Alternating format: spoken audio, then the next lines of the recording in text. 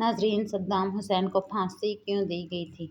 साबिक इराकी सदर सद्दाम हुसैन अपनी फांसी से कुछ वक्त पहले अंग्रेज सिपाही से कोर्ट मांगते हैं। क्या सद्दाम हुसैन अभी भी जिंदा हैं? फांसी के 12 साल बाद इराकी सदर सद्दाम हुसैन की लाश किस हालत में निकली थी और उनके मकबरे को किसने और क्यों तबाह किया था? यही हमारी आज की वीडियो का मौजू होगा और आज हम आपको अरब दुनिया के सबसे बाअसर मुसलमान हुक्मरान साबिक इराकी सदर सद्दाम हुसैन की मौत के बारे में कुछ ऐसे हक़ाइक़ बताएंगे जो यकीनन आपके लिए हैरानकुन होंगे। नाज़रीन, आज से तकरीबन 18 बरस पहले 30 दिसंबर साल 2006 बमुताबिक 10 जिलहज 1427 हिजरी ईद उल अज़हा के दिन साबिक इराकी सदर सद्दाम हुसैन को फांसी दे दी गई थी। उन्हें इराक की आला अदालत ने जेल में 1982 में 148 कुर्दों की हलाकत के इल्ज़ाम में फांसी की सज़ा सुनाई थी। नाज़रीन, उन अफराद को सद्दाम हुसैन पर कातलाना हमले के इल्ज़ाम में गिरफ्तार करने के बाद हलाक कर दिया गया था। सद्दाम हुसैन की फांसी के मनाज़िर की वीडियो इंटरनेट पर नशर की गई थी और लाखों अफराद ने अजीम मुस्लिम हुक्मरान को कलमा शहादत पढ़ते हुए फांसी का फंदा बनते हुए देखा। नाज़रीन, सद्दाम हुसैन की फांसी की कार्रवाई की निगरानी करने वाले फौजियों ने अब ये राज लोगों तक पहुंचाए हैं कि एक सपहर अमरीकी पहरेदार से सद्दाम हुसैन ने कहा कि मुझे कंबल या गर्म कोट ला कर दो। उनकी ख्वाहिश पर अमरीकी फौजियों ने इन्हें गर्म कोट ला कर दिया और फिर हैरान होकर पूछा कि ये कोट क्यों पहना है, जिसके जवाब में सद्दाम हुसैन ने कहा था कि मुझे शदीद सर्दी लग रही है। जब अमरीकी फौजी सद्दाम हुसैन को फांसी की सज़ा देने के लिए लेकर जा रहे थे तो फौजियों ने सद्दाम हुसैन से पूछा कि इनकी आखिरी ख्वाहिश क्या है। इस पर सद्दाम हुसैन ने फिर कहा कि मुझे पहनने के लिए मेरा कोट दिया जाए। ख्वाहिश के मुताबिक कोट दिया गया। फौजी ने फिर हैरान होकर पूछा, कोट क्यों पहना है? सद्दाम हुसैन ने जवाब दिया, आज ठंड बहुत है, ऐसा ना हो कि मेरा जिस्म सर्दी से कांपे और इराक के लोग ये समझें कि इनका लीडर मौत के डर से कांप रहा है। नाज़रीन, सद्दाम हुसैन के आखिरी अय्याम में इनकी हिफाजत पर मामूर फौजियों के मुताबिक सद्दाम अपनी ज़िंदगी के आखिरी लम्हात में सुकून से सरशार थे और इनके होंठों पर मुस्कुराहट छाई हुई थी। ये एक फ़ौजी ने बताया कि सद्दाम हुसैन ने अपनी पसंद का नाश्ता तलब किया और इसके बाद वज़ू करके नमाज़ फ़जर अदा की। फिर वो फांसी के फैसले पर अमल दरामद के इंतज़ार में अपने बिस्तर पर बैठकर कुरान मजीद फ़ुरक़ान हमीद की तिलावत करने लगे। सद्दाम के चेहरे पर इत्मीनान था, जबकि अमरीकी फ़ौजी एहलकार सद्दाम की मुस्कुराहट से बहुत ज़्यादा खौफ महसूस कर रहे थे और मौत का सामना करते हुए सद्दाम के इंतहाई सुकून के सबब उन फौजियों का गुमान था कि अनकरीब कोई बम धमाका कर दिया जाएगा। नाज़रीन, सद्दाम हुसैन की मैयत को उनके आबाई कस्बे अल-औजा में दफन किया गया, फिर इस पर मकबरा बना दिया गया। अमरीकी सदर जॉर्ज डब्ल्यू बुश ने खुद साबिक इराकी सदर की लाश को एक फौजी हेलीकॉप्टर के जरिए बगदाद से शुमाली शहर तकरीत में मुंतकिल करने का हुक्म दिया था।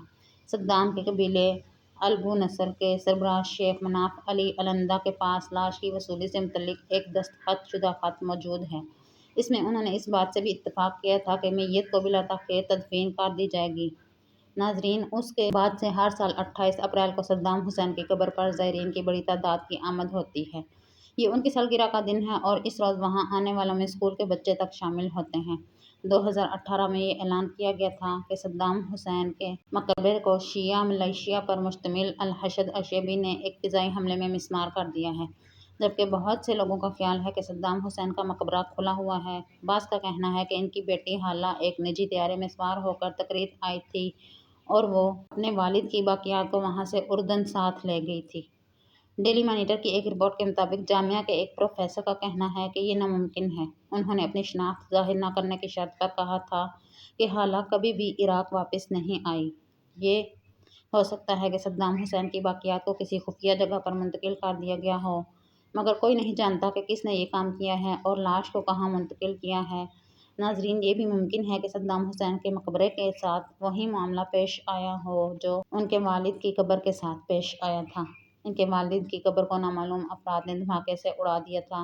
नाज़रीन, एक और हैरानकुन बात यह है कि इराक में सदर सद्दाम हुसैन के चाहने वाले बाज़ लोगों का ख्याल है कि सद्दाम अभी भी जिंदा हैं। इनका ख्याल है कि सद्दाम को मसलूब नहीं किया गया। इनका ख्याल है कि सद्दाम मरा नहीं बल्कि इनके किसी हमशक्ल को फांसी दे दी गई थी। नाज़रीन, इराक के साबिक सदर सद्दाम हुसैन की सिक्योरिटी पर मामूर 12 अमरीकी फ़ौजी इनकी ज़िंदगी के बेहतरीन दोस्त तो न थे, ताहम वह इनके आखिरी अय्याम में बेहतरीन साथी रहे। ये 551 मिलिट्री पुलिस कंपनियों से मुंतखब हुए थे और इन्हें सुपर 12 कहा जाता है ان محافظوں میں سے ایک ول بارڈن ورپر تھے جنہوں نے دی پریزنر ان ہز پیلس کتاب لکھی، جس میں انہوں نے صدام حسین کی زندگی کے آخری دنوں کے بارے میں لکھا۔ بارڈن ورپر کا کہنا ہے کہ جب صدام حسین کو پھانسی دینے والے اہلکاروں کے سپرد کیا جا رہا تھا تو ان کے تمام محافظوں کی آنکھوں میں آنسو تھے اور وہ زاروں قطار رو رہے تھے۔ اپنے ایک ساتھی ایڈم کا حوالہ دیتے ہوئے کتاب کے مصنف بارڈن نے لکھا کہ ہم نے صدام حسین کو کبھی بھی نفسیاتی مریض اور قاتل کے طور پر نہیں دیکھا، ہم اسے گرینڈ فادر کے طور پر دیکھتے تھے۔ وہ کہتے ہیں کہ صدام اپنے آخری دنوں میں اپنی قیمتی ایکسرسائز بائک، جسے وہ پونی کہتے تھے، پر بھی بیٹھا کرتے تھے۔ وہ میٹھا کھانے کے بہت شوقین تھے۔ بارڈن ورپر کہتے ہیں کہ آخری ایام میں صدام کا دوسروں کے ساتھ رویہ بہت نرم تھا اور انہوں نے یہ تاثر نہیں چھوڑا کہ وہ بہت ظالم حکمران تھے۔ ایک بار ایک امریکی سپاہی جو کہ صدام کی حفاظت پر مامور تھے نے انہیں اپنے بھائی کی موت کے بارے میں بتایا تو جواب میں صدام نے کہا کہ تم مجھے آج سے اپنا بھائی سمجھو۔ انہوں نے ایک دوسرے محافظ سے کہا کہ اگر مجھے میرے اپنے پیسے کو استعمال کرنے کی اجازت ملے تو میں تمہارے بیٹے کی تعلیم کے اخراجات ادا کرنے کے لیے تیار ہوں۔ مصنف کا کہنا ہے کہ ایک شب ہم نے دیکھا کہ ایک 20 سالہ سپاہی ڈوسن اپنے سائز سے بڑا سوٹ پہن کر گھوم رہا تھا۔ بعد میں پتہ چلا کہ اس نے صدام حسین کی جانب سے تحفے میں دیا گیا سوٹ پہن رکھا تھا۔ بارڈن ورپر لکھتے ہیں کہ بہت دن ہم ڈوسن کا مذاق اڑاتے رہے لیکن اس نے پھر بھی سوٹ پہنے رکھا۔ اپنی پھانسی سے کچھ ہی دیر پہلے صدام حسین نے ایک امریکی فوجی اسٹیو کو باہر بلایا اور اپنی کلائی پر بندھی گھڑی اسے دے دی۔